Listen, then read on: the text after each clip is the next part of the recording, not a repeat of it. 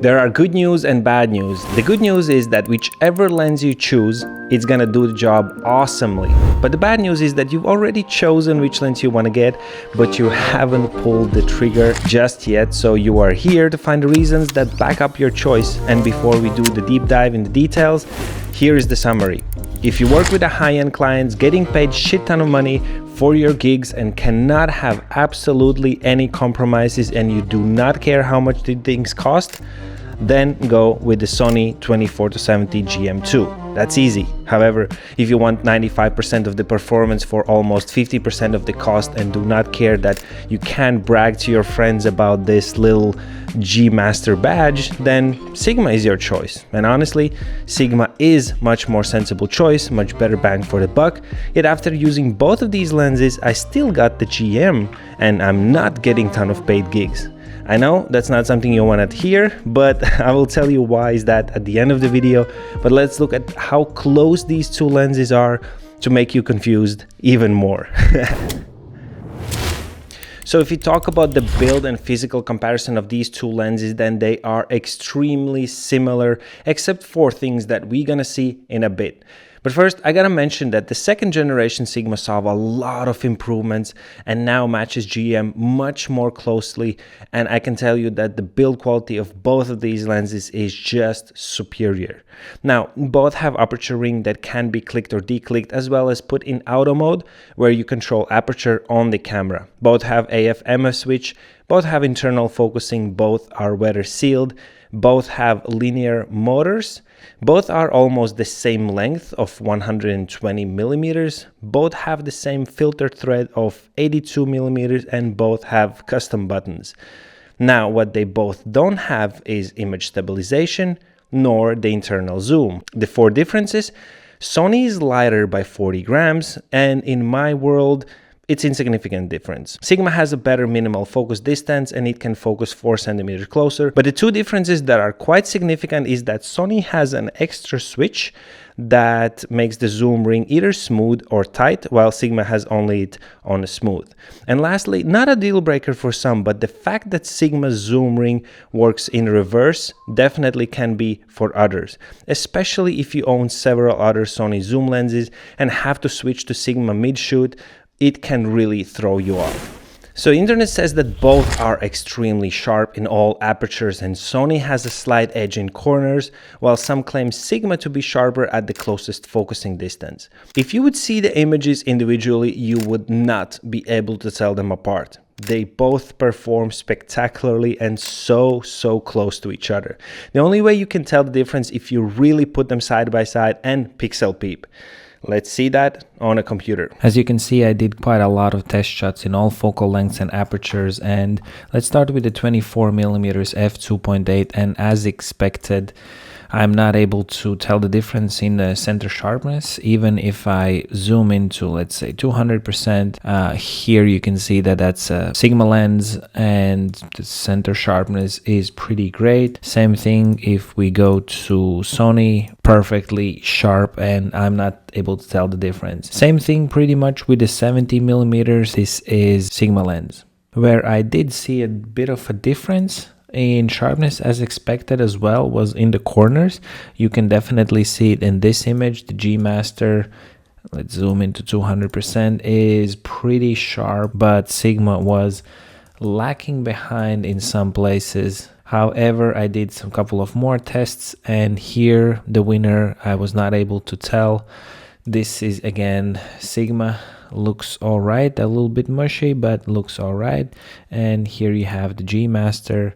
Not so perfect as previously, but definitely not much better than the Sigma. In other apertures, the difference is not noticeable at all. At f4, it already becomes a tie even in the corners. And if you're wondering what am I using here, it's the Luminar software. They have an image quality improvement here, but one of my favorites is super sharp, and you can clearly see how nicely it just sharpens the image. So, and my second favorite is the light depth, where you can place the subject anywhere you want and it will sort of create a depth of where the light actually is coming from. And by the way, Luminar is celebrating 4 years. I'm working with them for quite some time, so you can get a really nice discount at the moment. I will leave all the links in the description, so definitely check it out. As said before, both lenses has linear focus motors, and in my testing, I was not able to tell the difference. In these shots, if you see a Sigma lens, know it was shot on a Sony, and vice versa. Unfortunately, I didn't record a viewfinder like I usually do while testing it in low light with models and various other environments, but that's because honestly both of them performed so well, worked so quick, both in photo and video mode, that you will simply have to trust my word that they work flawlessly. If you only shoot photos, then there is a bit less of advantage for Sony over the Sigma, although there is some. And also considering that Sony's native lens allows faster burst on high-end cameras, but perhaps video shooters will find more of a reason to get the Sony, although it really depends on the use cases. But here are the two differences. First, Sony has the focus breathing compensation feature that only works with Sony lenses. The focus breathing, as you can see in these examples, are minimal for both lenses, but with the feature on, it is completely controlled and gone with the G Master. Also fair to ask, how often do you pull the focus like that, and does it matter to you? Second thing, G Master arguably works better when the active stabilization is turned on. I'm not gonna offend Sigma here, but I think this feature matters more for the casual run and gun travel type shoots. I try to stabilize the footage rather with a tripod or a gimbal for better results.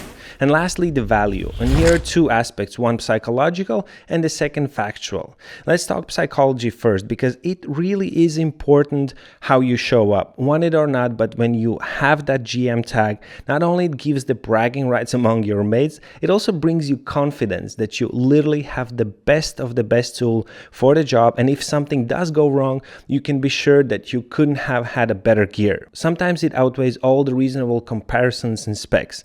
I know it's weird, right? But the second thing, the factual value.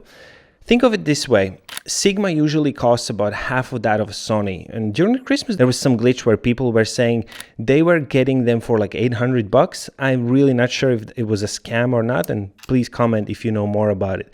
However, on the used market, Sony really flips the whole game because GM lenses hold value really well. So when you sell it, you don't actually lose that much money. Sigma, on the other hand, depreciates faster, and if you don't mind buying used, it is the Sigma you should be getting, as it will ultimately give lowest cost of ownership. In other words, if you want maximum optical performance and easiest resale later, go for the Sony. It holds its value extremely well, so you lose less money when you sell and you almost never find outliers.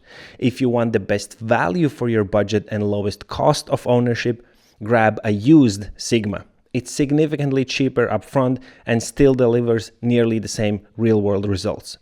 My case was even more interesting. I was already set to buy the Sigma following my own advice, but I did end up with getting this GM lens here in Europe for about 1,300 euros, which is roughly $1,500. It was only 4 months old with all the checks and still a warranty.